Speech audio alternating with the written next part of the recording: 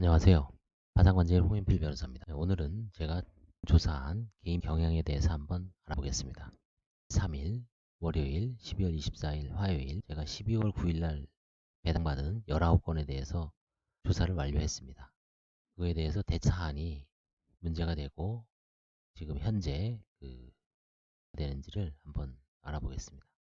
대표적인 게 보험 해약 환급금입니다. 금이 대출이 많아서 해약 환급금 이제 환가는 하고 있지 않습니다. 발견되었고, 그 다음에 이제 두 번째가 상속부동산.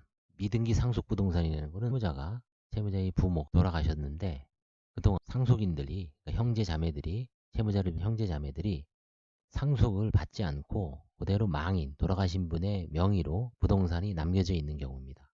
어떤 경우는 광주광역시에 임야에 한 5평 정도 됐는데 500평인가요? 300평 정도가 남아있더라고요. 그게. 그래서 제가 이제 광주광역시 하면 예전에 광산김씨인가요?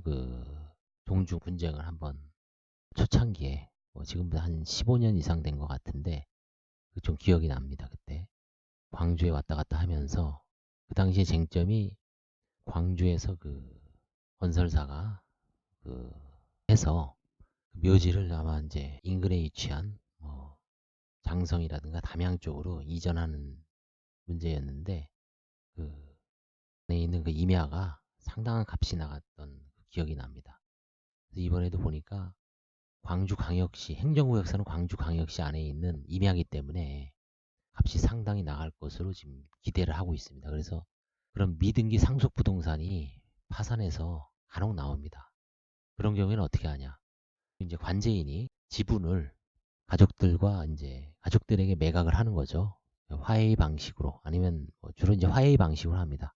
9분의 2의 가치를 평가를 해서 그게 만약에 부동산 지분을 환가를 실제로 하지 않고 포기하고 가족 중에 아니면 지인 중에 한 명이 그 지분 가액을 파산재단에 납입하면 환가를 합니다. 그래서 이번에 좀 사건이 그런 부동산이 2건이 등장을 하고 있습니다. 계약 환급금이 그다음에 이제 요즘 사라진 어떤 돈 통장에 이렇게 보니까 고정적으로 지급하고 있습니다. 네, 그 돈을 썼는지 어디 은닉된 건 아닌지 자녀들이 집을 샀다고 하는데 거기에 보태준 건 아닌지 그 점을 좀 중점적으로 조사하고 있습니다. 특이했던 거는 이제 청약예금 횟수가 나옵니다. 94회. 그 다음에 오른쪽 금액이 나오죠. 10만원 곱하기 94면 940만원 정도가 되던 중 이제 파수고 해약이 되죠. 그 돈의 어떤 사용처는 어디였는지 문제가 된 사건입니다. 보험 해약 환급 한 1000만원 정도 되고 갯돈은 월 500만원씩 부정기적으로 나간 걸 보면 만만치 않은 돈입니다. 이 갯돈. 청약예금은 한 1000만원 정도 되고 그래서 그 돈의 사용처가 정당하면 별 문제가 없는데 편파행위라든지 아니면 자녀들한테 지원이 되었다는 게 좀 밝혀지면 환수가 불가피할 사안이 되겠습니다. 그다음에 채무자 통장에서 통장을 관제인이 유심히 봅니다. 채무자 통장에서 이제 주로 유입도 문제지만 유입이라는 거는 이제 본인의 다음에 대출을 받는다든지 그런 경우 아니면 집을 재산을 처분한다든지 이제 통장으로 입금요. 다만 이제 유출 끊임없이 되죠. 채무자들의 통장은 진짜 샘물처럼 유출이 되고 있습니다. 쓸 데가 워낙 많으니까 빚도 갚고 그다음에 생활비도 내야 되고 카드 대금도 변제해야 되고 또 개입되고 진짜 이내야 되고 아주 거래처 대금 줘야 되고 유출이 일어나죠. 마이너스 채무자 통장에서 유출한 금액을 살펴보고 6개월 내에 배우자의 통장으로 상당한 금액이 계산기를 좀 두드려 봐야 되는데 대충 눈대중으로 이렇게 해보니까 소득은 즉각 배우자의 통장으로 넘어갑니다. 그래서 이게 왜 문제가 되냐면 배우자가 이제 자녀를 양육하는데 많은 돈이 들 것 같은 이해도 된 측면이 있는데 그게 이제 파산을 앞두고 급격하게 일어나는 것 같습니다. 지금 대통령령으로 정하는 6개월의 생계비는 얼마입니까? 작년 9월인가요? 10월에 올랐죠. 185만 원입니다. 곱하면은 5, 30, 1110만 원이 되죠. 예전엔 900만 원이었습니다. 210만 원이 그러니까 당연히 이제 생계비를 좀 올려줬습니다. 이거 무슨 얘기냐면 채무자가 만약에 뭐 월 고정적으로 아니면 본인 수중에 한 1,000만 원 정도가 있을 때 직업이 없거나 장애로 인해서 소득을 올리지 못하는 경우도 있을 수 있고, 그런 경우에 대해서 파산을 앞두고 파산 면책 신청을 하면서 면제재산 결정, 예전에는 900만에서 관제인이 환수를 못하게 면제를 해주는 제도가 있습니다. 그런 경우에 이제 1110만 원까지는 이제 환수를 할 때 1110만 원의 범위를 고려하죠. 그래서 만약에 이 사안에서 통장에서 유출된 금액이 6개월을 기준으로 2천만 원이다. 근데 생계비는 1110만 원이니까 이론적으로는 900만 원 정도를 환수를 할 수가 있죠.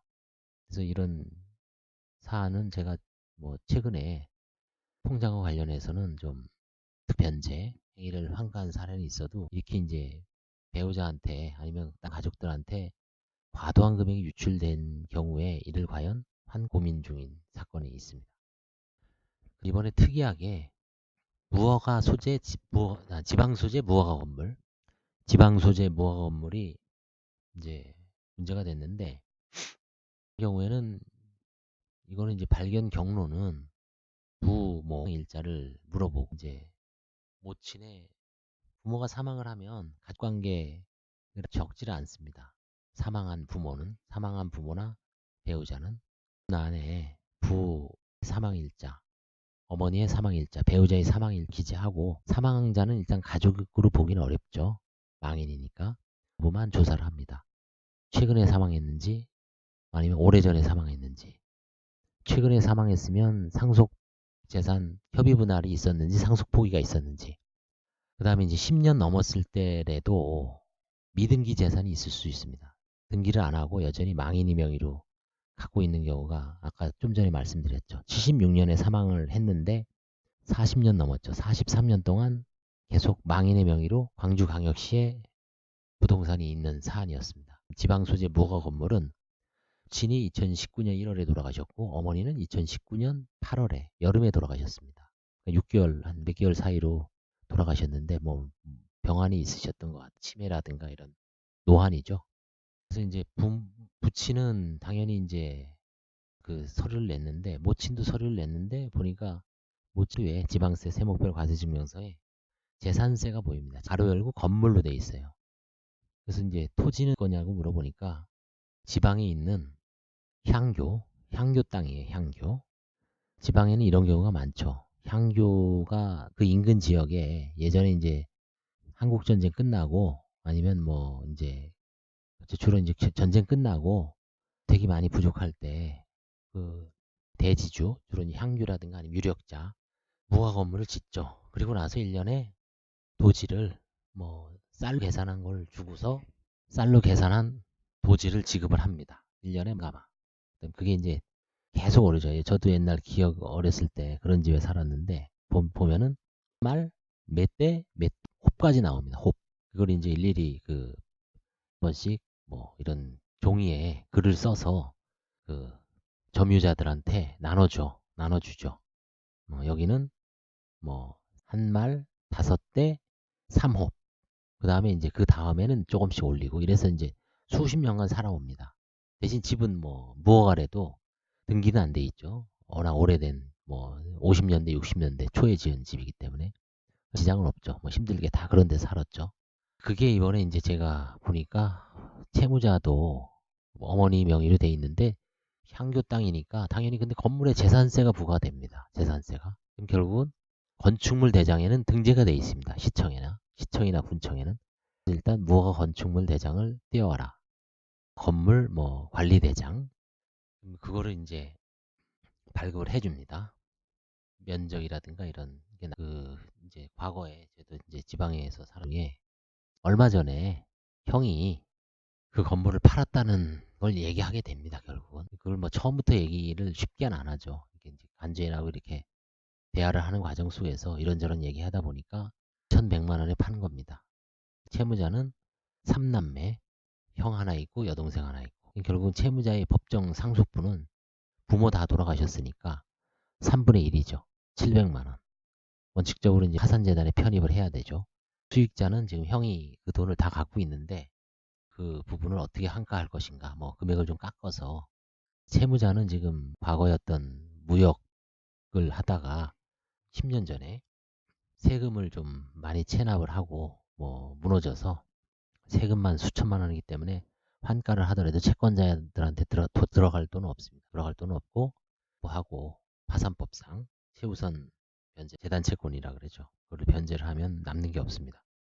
하여튼 그 지방 소재 무허가 건물 몇 달 전에도 아마 이런 비슷한 게 하나 있어서 평택 정도 있었던 것 같은데, 워낙 건물이 낡아서 사진을 찍어오라고 했더니 건물이 낡아서 뭐 제가 이제 눈여겨보지 않고 그냥 환가를 포기했는데 사진 찍어서 첨부해서 이번에도 이제 아마 본인이 밝히지 않았으면 뭐 넘어갔는데, 그 부분을 뭐 제가 좀 하게 여러 가지로 이제 이렇게 이런저런 과정 속에서 채무자가 결국 이제 발설을 해서 실토를 하게 된 사안이 있습니다.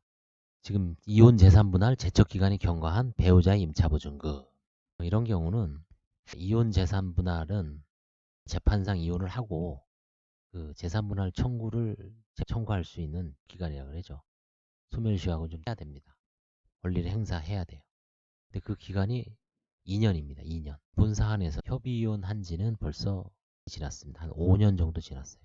근데 지방에 살다가 이 원래 파산 신청을 하는 게 맞을 수도 있는데 19년도에 이제 서울로 이주한 다음에 서울에다 파산 신청을 하고 배우자하고 자녀들은 여전히 저쪽 지방에 계세요. 근데 한 5년 전에 이혼을 했는데 그 당시에 다 넘겨주고 왔습니다. 넘겨준 게 뭐냐면 본인 명의 집을 갖고 있다가 팔고서 8천 정도 되는 거를 전세로 얻어서 배우자 명의로 해준 거죠. 자녀들 양육하고 그걸 다 넘겨주고 채권을 동시에 결국은 만기간이 지났기 때문에 행사할 수 없죠. 만약에 2년이 안 지나면 뭐 재산분할 청구권을 행사할 수 있다는 게 통상에서는. 근데 2년이 지났기 때문에 기간 관제인이 뭐 소송을 하더라도 그건 각하 내지 각하 사안이죠. 이런 경우에 배우자 명의로 이제 바꿔놨잖아요. 본인 명의로 이제 팔고 빚을 넣은 다음에 배우자 명의로 이제 임차보증금을 어떻게 평가할 것인가? 이게 은닉일까요? 불이익한 처분. 거기에 외관상 해당되죠. 외견상. 딱 보면 딱 들어맞는 거, 딱 들어맞아요. 그게. 이혼 여부를 떠나서.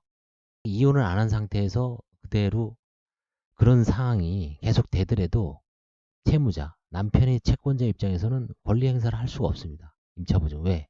배우자 명의로 돼 있죠. 별산제죠. 소송을 해서 강제 집행을 할 수가 없습니다. 자, 근데 파산에서는 어떨까요? 파산에서는 그 당시에 이미 빚이 많은 상태였어요. 채무 초과인 상태에서 채권자들한테 불이익한 처분으로 봐서 면책 불허가 사안이 면책 불허가 떠나서. 근데 이제 단지 뭐 그 이후에 이혼했단 만으로 재산 분할로 다 줬다라고 하면 과도한 분할은 또 뭐 사행위 소송의 대상이 될 수 있는데 좀 문제가 될 수 있죠.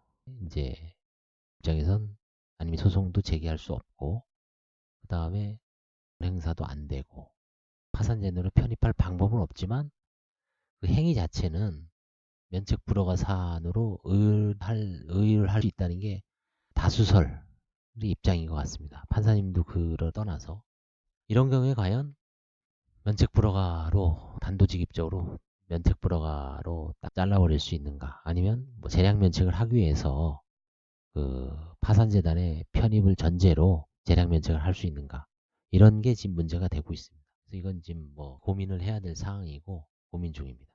상속의 선급 특수이라 그러죠. 돌아가셨을 때 이제 상속이 개시되죠.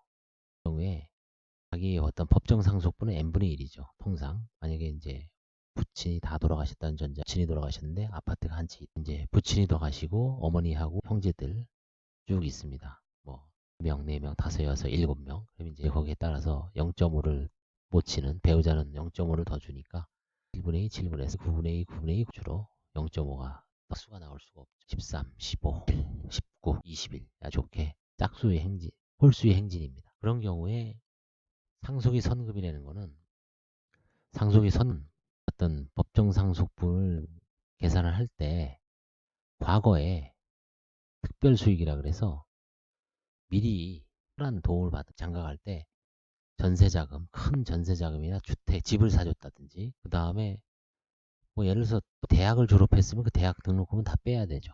그 다음에 이제 나머지 형제들은 대학을 나왔는데 뭐 큰형은 대학원까지 나왔다.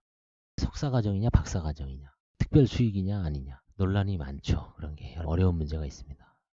이제 뭐 집을 사주고 전세금을 얻어주고, 그 다음에 중간중간에 또 이제 사업자금을 꿔가고, 그 다음에 뭐 사업자금을 가져갈 수가 있죠.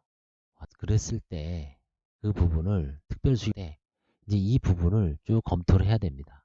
근데 이제 오늘 그 사안에서는 돌아가시고 강남에 있는 뭐 10매덕 되죠.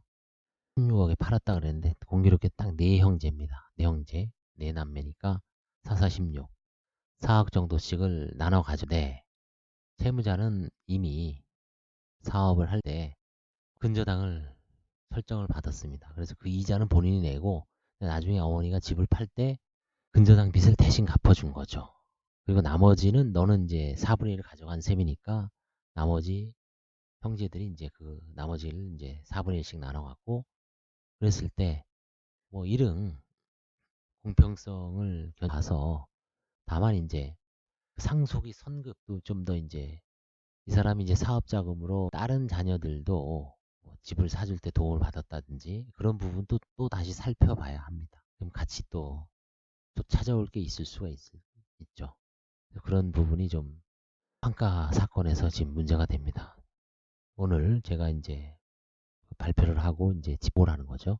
한 8건 정도, 좀 떨어지면 한 7, 8건, 늘어날 수도 있습니다만 대개 한 8건 정도는 환가가 문제될 소지가 있고, 이미 보았듯이 대상은 보험, 그다음에 뭐 청약예금, 그다음에 채무자에서 통장에서 유출된, 과도하게 유출된 최저생계비 1110만 원을 초과하는 금액, 그다음에 지방소재 무허가 건물, 재산분할, 제척기간이 경과한 좀 과도한 임차보증금. 과도해야 되는 거는 그 당시에 넘긴 거보다 채무 넘긴 보증금을 비교했을 때 과도하다는 얘기죠. 1000만 원인데 뭐 한 7천만 원 넘겨서 1000만 원 정도 얼마든지 갚을 수 있습니까? 그게 아니라 그 당시에 빚이 한 1억 원 정도 되는데 유일한 재산이 한 5천에서 7천인데 그거를 배우자를 다 주고 했을 때 좀 문제가 될 수 있죠. 그 다음에 이제 상속의 선금, 이런 게 지금 현재 문제가 되기 때문에 오늘은 여기까지 하겠습니다. 감사합니다.